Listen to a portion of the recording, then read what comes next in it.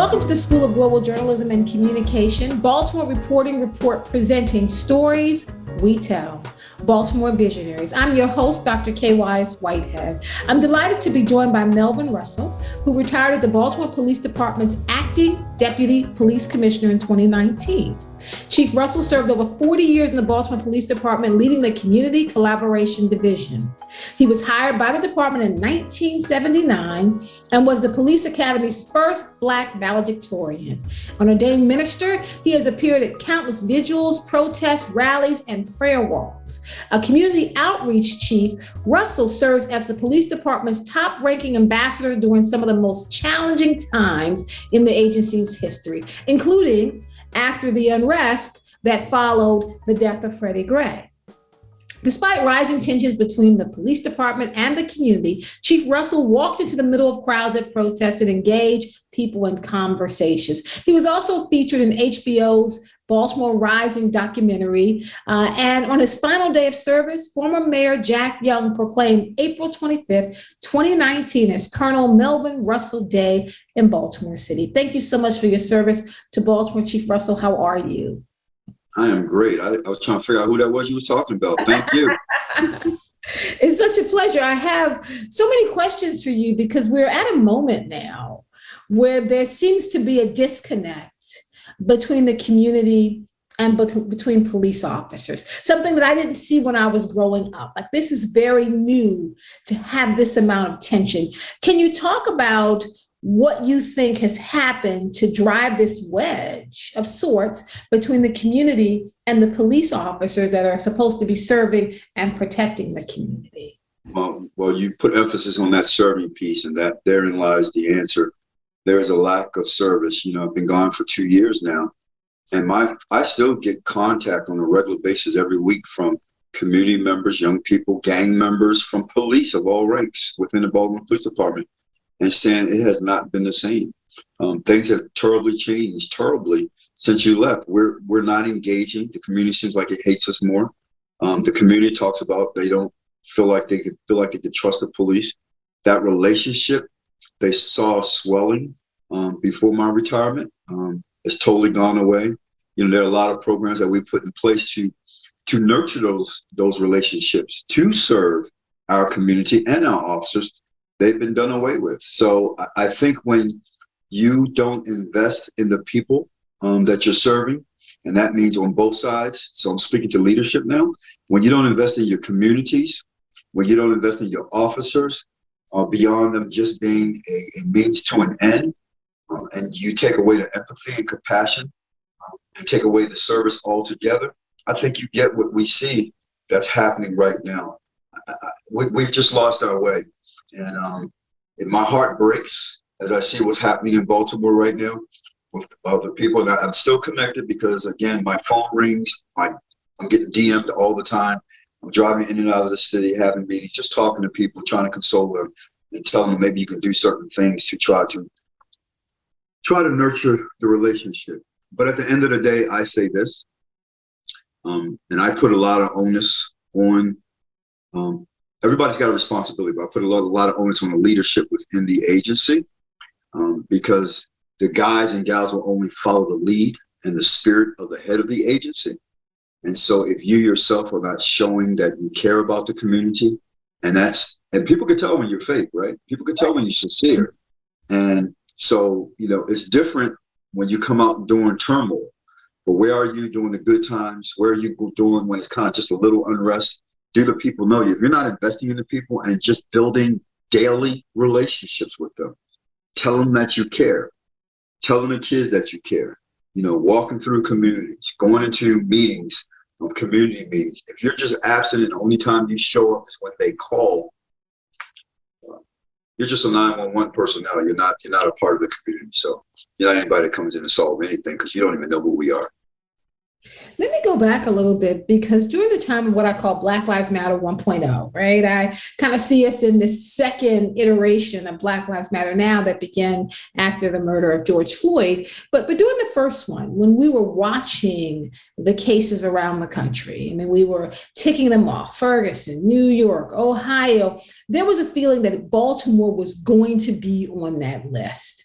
that if it wasn't Freddie Gray, it was going to be someone else, because Baltimore people felt that we were ripe for that type of escalation. And so when that happened in 2015, for many people, that was kind of the pivotal point that we've been driving toward. Could there have been anything that could have been done to stop it from exploding? Absolutely. Listen, and I'm going to stay away from names, but the commissioner at the time, and I want to give credit to the mayor at the time, she's the one that said, hey, we need to get Melvin at a citywide level, take him out of the district in East Baltimore where we had done some great historical work. And let's see if he can do that same work across the city. So the mayor really promoted me, although, so the commissioner at the time just followed the orders of the mayor. So I got the position, but I never got the authority. I never got the power. I never got the resources to do that. So those first 2 years in that position, I was jumping up and down and saying, hey, I know my city. I know my community. You're not from here. You can't come into another person's house and then just run the house and you don't know anything about the house. And I'm trying to say, this is my house. A lot of us come from this house. We know the landscape. And I just got mocked and laughed. And I'm saying, you need to do this in West Baltimore. I saw things building or surmounting, but nothing was given to me that I needed. And then everything broke. As a matter of fact, we had a leader at that time that was saying, before anything even brewed, that we can naturally see that this city is ripe for gang takeover and a riot. And I was like, wow, not if we police right. I think we learned our lessons from 1968. If we police right, we'll get this right, and we'll never get to that point. We don't need to be one of these combustible cities that we see and it's happening around. And sure enough, nothing was done to push that agenda. It was all protect, arrest, go out there and kick butt. There was nothing about service. Anything that I wanted to do as far as community initiatives I was laughed at. Reentry programs. Go back and do it again and give me another a write-up on it. Rewrote that thick thick page 4 or 5 times before I finally realized you don't want to do anything about rescuing our returning citizens. You don't care about these people. Forget you. I'll do it underground. And so all the work that we did, we had no internal support. So when you don't have internal support, then it's difficult to love on your city in the capacity that it deserves. And so it wasn't until after the uprising that all of a sudden, not me getting a phone call, but the Sun paper is notified and said, we're going to now tap it down. Now that it blew up and we're on fire. And the way we're going to do it is we're going to send Melvin Russell over there to restore peace. That's bogus, man. And I actually refused to do that because I still hadn't had the resources. I remember coming in on that Monday after it was written in the Sunday paper, didn't even give me a courtesy call, but tell me that's what you wanted to use me for. And I said, I absolutely refused. And I got kind of laughed and mocked in the boardroom by all the executives. And the top cop just kind of laughed and said, see, Melvin's upset. He didn't get what he wanted. Let's give him a couple bodies and see what he could do. And so with those couple of bodies, we distinguished that, because we knew the community. As a matter of fact, on the year anniversary, I had already been doing my best to help heal the community with the local pastors, with the community members themselves, the gang members. We had come together and said, never again.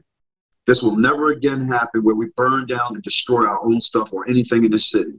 We will not let outsiders dictate the narrative of Baltimore City.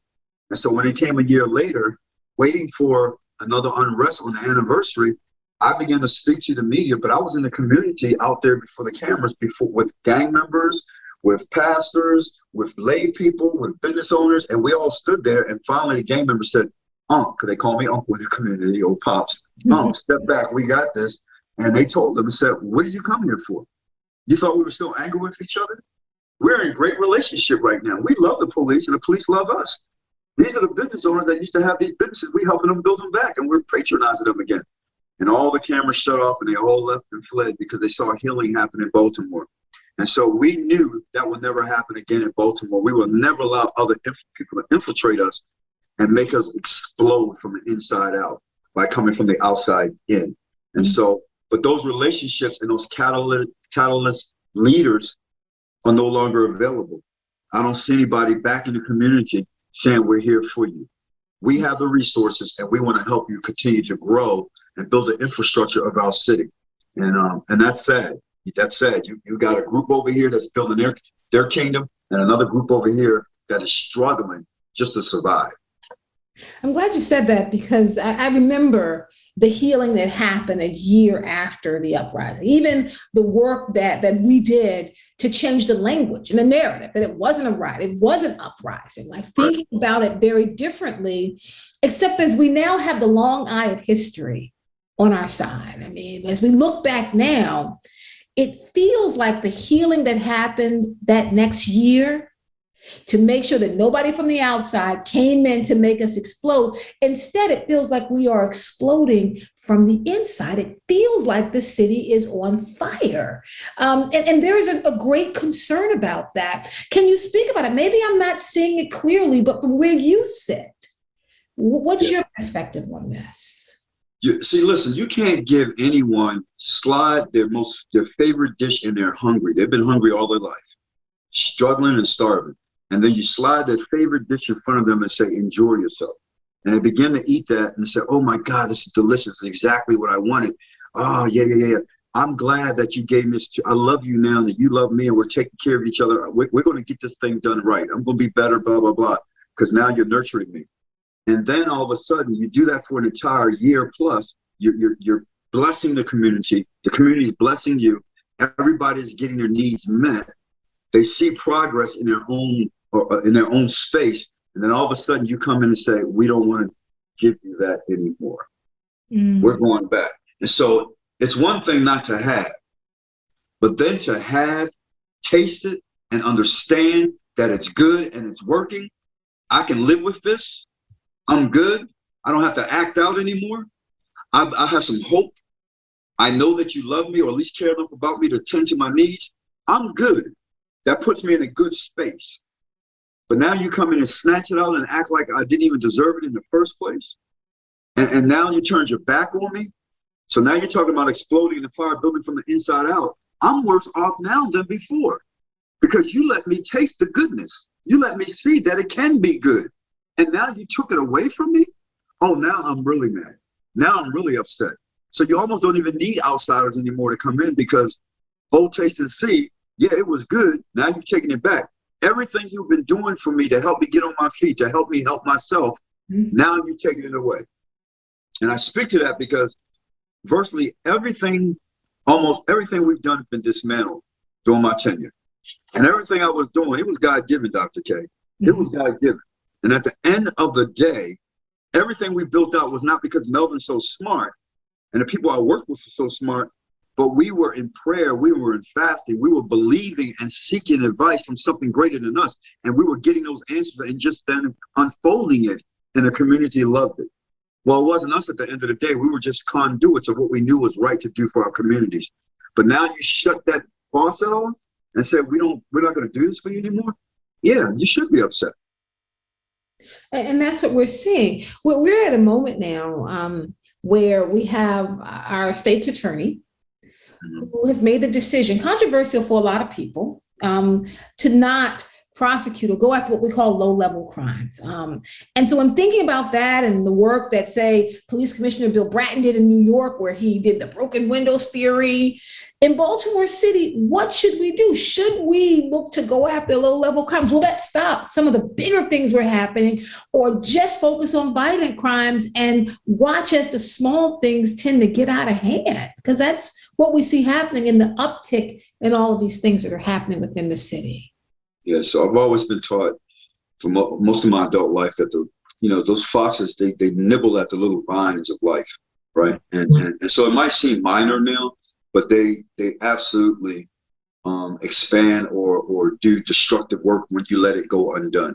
So yeah, I mean, if I was in the positions of authority, I was still, a law is still in the book, and I get what Merlin Mosby, I call her my friend, but I get what she's saying, but she never said we couldn't arrest them. And so a lot of things, I'm not going to let anybody or instruct my people, well, since they're not going to be prosecuted, regardless of what I think about the state's attorney, I've got a community I have to serve, right? And so if it's on the book and it's illegal, I can't worry about the aftermath. My job is right here in the middle or the beginning, however you want to see where my positioning is. I'm going to still do my job and instruct my men and women, let's do our job. We can't control when we pass the ball, what happens at that point.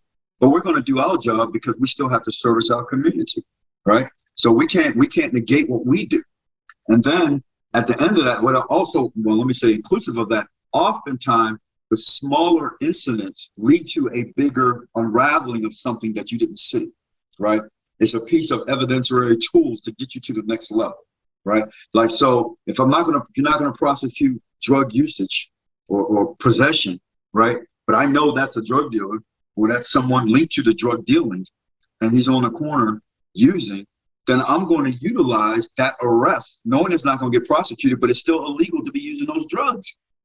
And then I'm going to use my skill that I have, the skill sets that I have, and hopefully most and a lot of police people have, to get to the next level.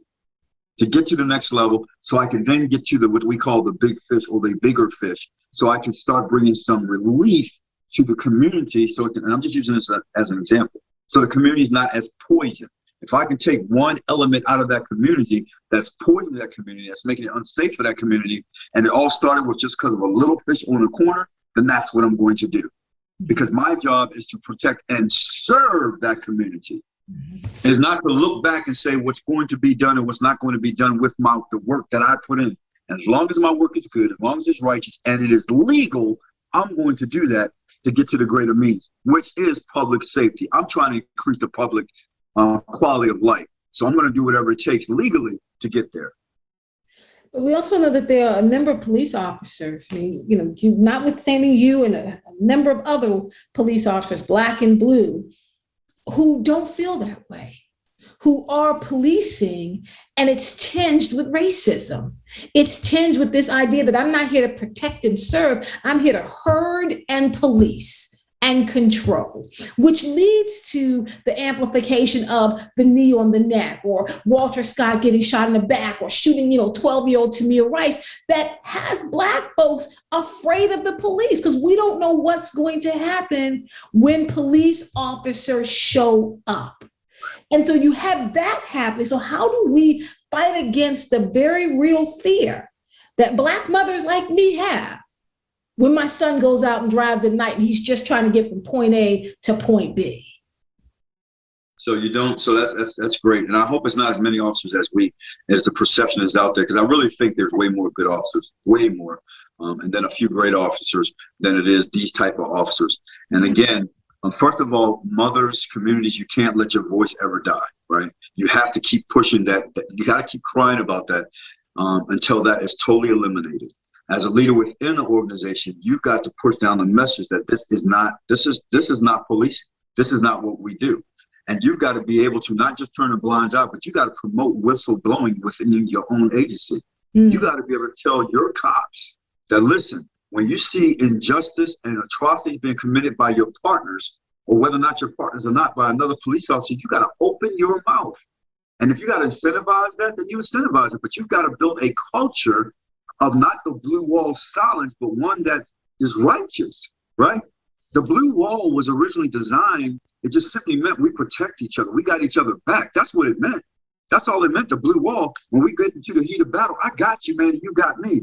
It was never meant to keep quiet, doing a disservice to our communities by stealing, by abusing, by killing. And hey, you don't say nothing because you're one of us. It was never designed for that. We allowed it to get to such a place, and now it's become part of the culture. Well, it's going to take a leader and leaders of organizations to say, we made a mistake. I'm sorry. I haven't said anything or spoken enough to this. I thought it was common sense that you knew we don't do this. But now, apparently it's not. So you got to be bold enough, not worry about your paycheck, your status, who's going to like you, who's not going to like you. You got to stand up as a leader of the organization and say, we don't do that here. As a matter of fact, if I find out, and when I find out, I'll make an example of every police officer that willfully goes out and do this type of policing. I get we make mistakes sometimes. There are mistakes of the head, not the heart, but I'm talking about this is your culture. This is what you do. Mm-hmm. We talk about George Floyd. There's no way, and I only like mentioning his name, Derek, but 19 complaints. He shouldn't even been on the street. So when you have police officers like that, as a leader of an organization, what is he doing? What is he doing on the street? So there's got to be checks and balances. And I don't mean just checking off the box and saying, look what we did, we're good, but checks and balances to hold you totally accountable. That if I screw up, even as the leader of an organization, You blame me, come after me. That means firing me because I didn't do my job and I didn't push the agenda properly, then get rid of me. But I will not stand by idly while atrocities continue to happen by the hands of those that work for me. That's supposed to be protected and serving. It's nothing but a strong message that you push through, and you just you can put things in a place that you catch these guys. I remember there was a lot of things, Dr. K, and I'll shut up with this.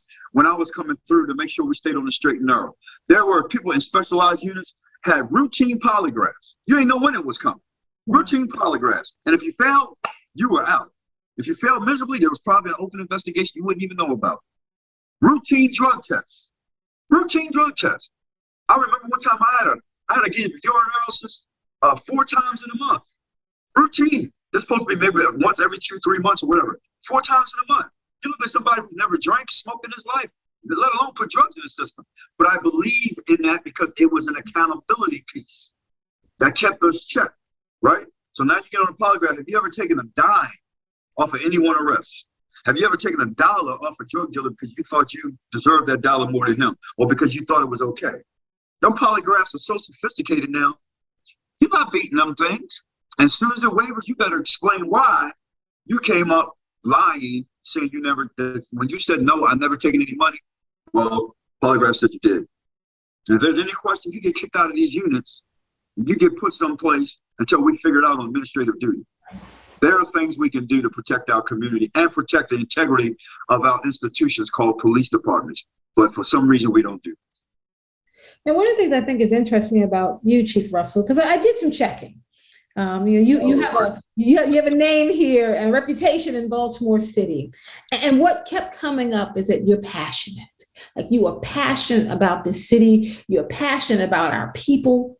You're passionate about the things that we're struggling with. That passion that you have, how can we get that type of passion into young men and women in this city to get them to sign up to be police officers so that we have our own people who've come from the streets who are then protecting and serving the communities where their mom lives, where their cousin lives, where they're taking care of their people? How do we kind of bring this down? Well, first of all, you got to present the model that people want to be, right? Does the model speak to that's what I want to be a part of? I'm not sure if the answer is yes today, right? So you got to create a model first that people want to be a part of. You got to create a pool. One of the things that we did while I was there, I was like, why are we going tripping all over the country to find police officers, and even going to other countries to bring in police officers to police our communities? And I will believe this until the day I die. The best person to police a community is one who comes from it.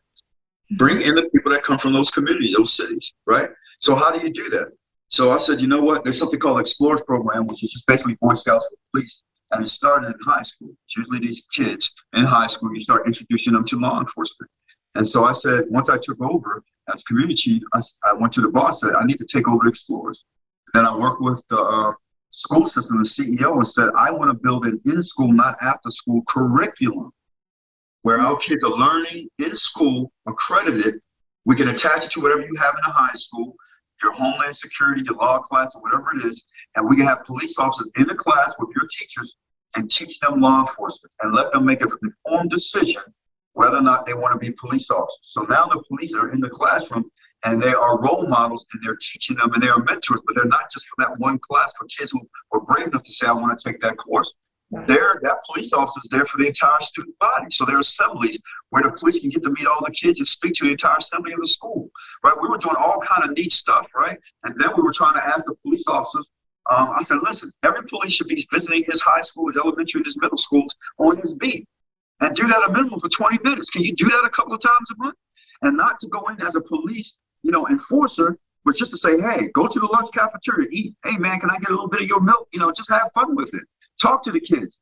Be something different so when the kids come back to the neighborhood, they go, hey, you were in my school. And all of a sudden now we got Officer Friendly back. And I was thought to be mad and crazy. We're not doing that. I'm like, really? And so at the end of the day, there are things we can do. We can build a pipeline from the school to the police, right? Instead of the school to the prison. It is really easy.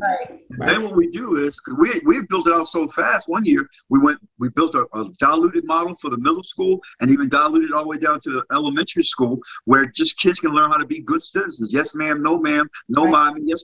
And then so now think about this. You got kids being mentored by really good cops, great cops, from kindergarten all the way through high school. Now you've got your local universities, your Morgans, your Coppins, Loyola, John Hopkins. And now you're telling them, I need you to give scholarships to these kids if you carry a criminal justice program.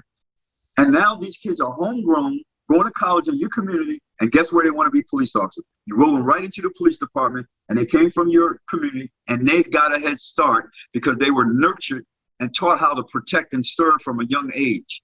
I got a great start at 19, but what happens when you get a great start at 14, right, at 11, at 5 years old? Man, you're going to make some outstanding police officers. And now all of a sudden you can go back to when I grew up in Baltimore City. You asked me where I was from. Thought you was asking me what part of the city I was from, because all the cops when I joined were from Baltimore City, not from all over the world. And I think that makes a difference. I think that makes a difference. It's the idea of how do we take back control of our city. And I do believe it starts with police officers. I know I am very critical of the police officers who color outside the line. I mean, the ones that, we talk about whose names don't have to be mentioned. They shouldn't be made into heroes with the way they are abusing our community. But I grew up with Officer Friendly. I grew up when my dad was a pastor in DC. The police officers in our community went to church with us, and they knew us by name. And so if they saw us acting out in school, then they brought it up to my father on Sunday and the ways in which we were dealing with who we are. I mean, that's exactly what they were doing. So if we want to take it back to that, and we want to try to save Baltimore City, because I think that's really a goal that we all have. We want Baltimore City to be better tomorrow than it is today. And that each day it gets better, not for you, Chief Russell, and not for me, and not even for our children who may be in their 20s at this point or 30s, depending on how old you are. But we're talking about the children of our children at this point. We want our grandbabies to have a Baltimore City that they can be proud of. So knowing what you know, with your long eye of history, you remember Pennsylvania Avenue as, a Black Wall Street here in Baltimore City. You remember how all the police officers were involved, and you would have conversations about what school did you go to, and you were talking about high school, not college, right? For longtime rivalries. If you were to lay out, and my last question to you, kind of 3 things that you're saying, if Chief Harrison, if Mayor Scott, if Baltimore City State's Attorney, if you do these 3 things, then it'll get us closer to the Baltimore that we all want to have. Say that. I'm sorry, my son just disturbed. Say that very last part real quick. Just the 3 things. What we want to have. 3 things that would move us to closer to the Baltimore that we all want to have. 3 things you think can happen that we should do immediately. Yep. So there's got to be better engagement. I believe it's an engaged presence that will bring along reduction. We're not even communicating now, right? I was just talking to some gang bosses just the other day, right? And I said, it's funny. We don't even talk to each other anymore. I asked all of them. I said, when's the last time a police just came over to you or anybody in your neighborhood and just talked to them on the corner just to see how they're doing, not to throw them against the wall, just to talk, right? We got to get back to building relationships.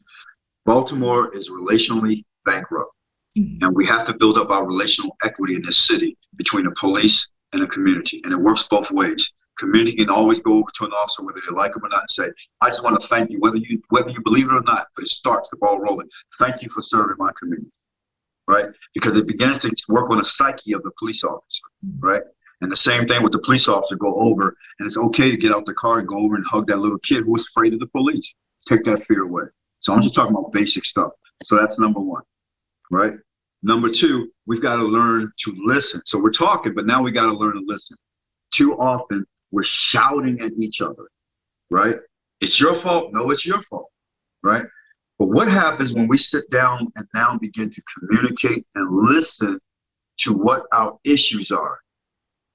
And try not to tear each other down, but what is the root cause of our issues? Community begins to speak. What is their issue? So now the police don't usher in and thinking they have all the answers. See, I can't stand that. I come in and I do things in your community thinking I'm going to resolve some things, and I'm not even sure what the root cause is. But I think I got the answers, and I never asked for your input. Wouldn't it be a lot better if we sat down and I asked for your input, what's really going on, and how can I best serve you? And now I listen. And then the community says this, they say something that I need to hear. It doesn't do us well when you ride through the community, just squeeze your microphone and yell through your PA system and call us all kind of languages. It infuriates us. Stop doing that. And now I hear that, right? So we begin to listen. And then the last thing is, then we got to be able to work together, implement things together. I know people have a tough time with this, but one of the things that I used to do all the time is I would listen, then I would have the community help me build out their own strategies, and then I would help them tweak those strategies because everything they came up with wasn't always legal. Right? So I said, we can't do those, and we're going to be partners with you because we are now part of this community. So anyway, you get past that, but then the strategies, you can't always be a police. You can't call the police for everything, right? We talk about the police can't do everything. Why are we calling them for everything? But you are. You call them for parking tickets. When you can knock on the door next door and say, hey, Joe, I can't get out my parking spot. I got to get to work. Why are you afraid to talk to him? Because it goes back to that relationship. I don't know him. If I knock on his door, he might shoot me. Come on, man. Build a relationship, and then it's okay to tell him to turn his music down. He ain't going to shoot you. If you don't know him, you're scared. That's what Dr. Martin Luther King said, right? We're afraid of each other. Now I'm just talking about within our own people. We're afraid of each other because we don't even talk to each other, right? We don't understand each other. You and I both know when we grew up, whether it be DC or Baltimore, that mama knew everybody in the neighborhood. And we knew everybody in the neighborhood. If we needed something, we could go down the street, across the street, around the corner and get some stuff. And if we were acting out, the neighbors had a right to do whatever they need to do, send us back, bring us back home, and their mama and daddy would put some more on us, if you know what I'm talking about, right? And so we don't have those type of relationships anymore. Right. But we can build that because that's called a village. We can build that again and include the police officers in that village, right? We can help train a police officer to be sensitive, to be compassionate, to have empathy with us, because it's tough to abuse people that you have a good relationship with. And so I'm just saying those three things, that we gotta learn to talk, we gotta listen, and we gotta work together. We can work our strategy together. I did a lot of things, and my cops did a lot of things with the community. We did walks with the community. We played with the kids. We built sports out. We did all kind of things. We went to the corner liquor stores and the groceries, and mom and pop said, hey, we have no money in this community now. Kids have no place to play ball. And they would donate money for uniforms. And we built out teams, right? That was everybody coming together and building that village. We just got to get back to tending to one another and stop being separate. That's all. And it's really easy to do when you got the right leadership. But if you don't have the right leadership that's pushing that agenda, then we're going to keep getting what we got. And you can't keep giving sound bites. You can't keep doing sound bites and think it's going to get better. Sound bites don't do anything but help continuously bite us in the butt. Well, I really appreciate talking to you. Chief Melvin Russell, who retired as the Baltimore Police Department's acting deputy police commissioner in 2019 after serving over 40 years in the Baltimore Police Department, leading the Community Collaboration Division. It's been an honor and a privilege to speak with you today, sir. Love you, Dr. K, as always. Love you big time. Love you to life, and continued success. We'll be in touch. We'll be in touch. I'm your host, Dr. Kaye Wise Whitehead, and this has been Baltimore Reporting Report, presenting the stories we tell, Baltimore Visionaries.